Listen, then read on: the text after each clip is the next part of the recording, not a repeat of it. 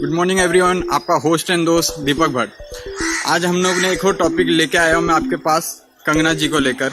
आप जान रहे होंगे कि कंगना जी के ऊपर वो टॉपिक है कि उनने देश के लिए विरोध बातें की है, देश विरोधी बातें की है बोल रहे, लेकिन ये सबको ये लगता है कि देश विरोधी क्या ये जो पॉलिटिशियन लोग हैं इनके लिए अपने के लिए लगता है कि देश विरोधी, क्योंकि इनके खिलाफ बोला है और देश को ये बीच में ला रहे। क्या है, आके हम किसी से बात करते हैं जनरल पब्लिक से कि वो क्या सोचते हैं इसके बारे में और वो अपना ओपिनियन रखते। जय हिंद, चलते।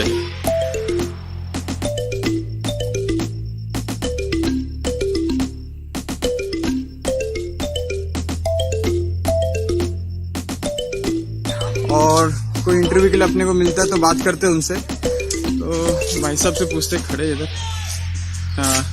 सर एक्सक्यूज मी, मेरा चैनल है योगा एंड सोशल रिस्पॉन्सिबिलिटी और मैं कंगना जी के ऊपर टॉपिक के ऊपर ये वीडियो बना रहा हूँ। तो जैसे कि कंगना जी के बारे में आप क्या सोचते हैं ये बता सकते हो, तो आप बोलना चाहोगे? हाँ ठीक है। तो कंगना जी ने क्या बोला था जिसके बाद इतना रिएक्शन आया गवर्नमेंट का, आपको पता है? जो भी इश्यूज हो रहा है मतलब नहीं, क्या बोला था एग्जैक्ट वो मुझे नहीं मालूम है। अच्छा। एक स्टेटमेंट रिलीज किया था उन्होंने, पीओके से रिलेटेड समथिंग कुछ एक टॉपिक रखा था उन्होंने, मुंबई को पीओके से कंपेयर किया था। तो मेरा ये बोलना है कि ओवैसी साहब को आप जानते होंगे, जो साउथ के नेता है, वो प्रधानमंत्री के बारे में, जो हमारे देश के प्राइम मिनिस्टर है, उनके बारे में इतना उल्टा बोलते हैं, लेकिन उन्होंने कभी उनके बारे में तू भी नहीं बोला है।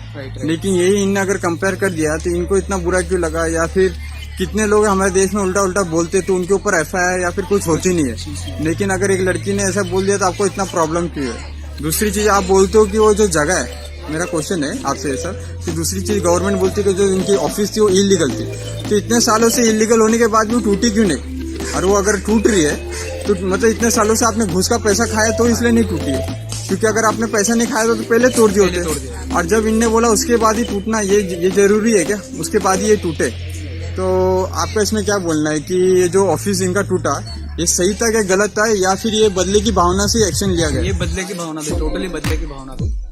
दूसरा तो उसमें एक्चुअली इलीगल तो आजकल बहुत कुछ है यहाँ पे, हाँ, बट उसमें से ये लोगों ने किसी और जगह पे फोकस नहीं किया हुआ है। नहीं, उनने बोला कि महाराष्ट्र पुलिस को आपने बोला है जो जिनने इतना ऐसा देश के लिए इधर आतंकवादी हमले हुए तो उसमें भी उनने सपोर्ट किया, तो आपका क्या कहना है कि उन्होंने महाराष्ट्र पुलिस को टारगेट करके बोला? उन्होंने डायरेक्टली ऐसा, मेरे हिसाब से उन्होंने कुछ डायरेक्टली पॉइंट आउट नहीं किया। वो कुछ पार्ट था जहाँ पर उनको ऐसा लगा कि कहीं पर पुलिस के एंड से कोई प्रॉपर वर्क नहीं हुआ रहेगा, शायद उस चीज के लिए उन्होंने बोला रहेगा। एंड ये लोगों ने मिक्स कर चुका है, ये चीजों को मिक्स कर दिया है। तो इनका भाई साहब का बोलना है कि नेता लोग अपने प्रॉफिट के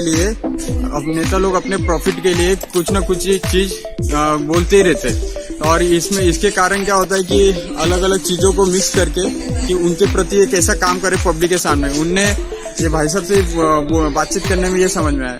अभी महाराष्ट्र पुलिस बोलते हैं, मैं आपको बताता हूँ कि ग्राउंड के इधर 5 सालों से पुलिस स्टेशन ऐसे ही बंद है।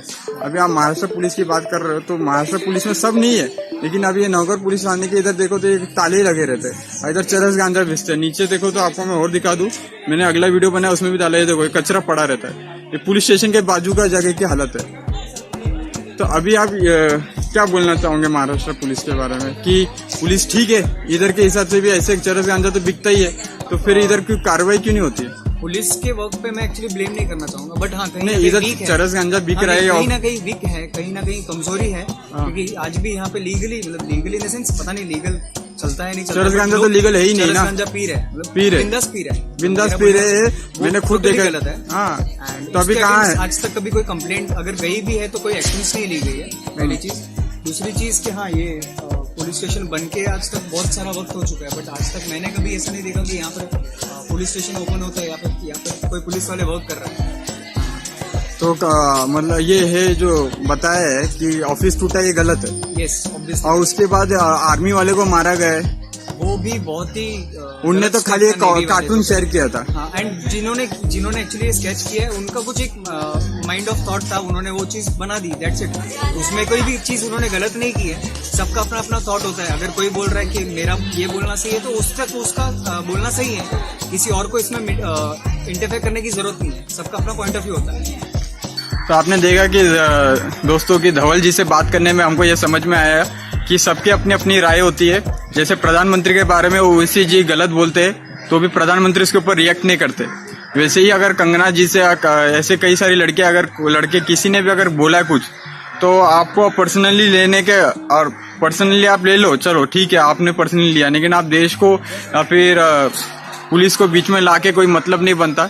तो अगर आपको कुछ करना है तो आप अपने तरीके से करो, देश और पुलिस का नाम बीच में मत डालो कि इनके कारण ये देश को वैसा बोल रहे हैं। ऐसा आपको क्लियरली समझ में आएगा कि देश के बारे में नहीं बोला। तो वैसे ही जैसे मैंने आपको ग्राउंड का इसके पहले वाले वीडियो में बताया करप्शन कितना है और क्या क्या चीजें इधर हो रही है, तो इधर पुलिस स्टेशन भी बंद रहते हैं, तो आप इसको क्या बोलोगे, इधर कानून लागू है क्या?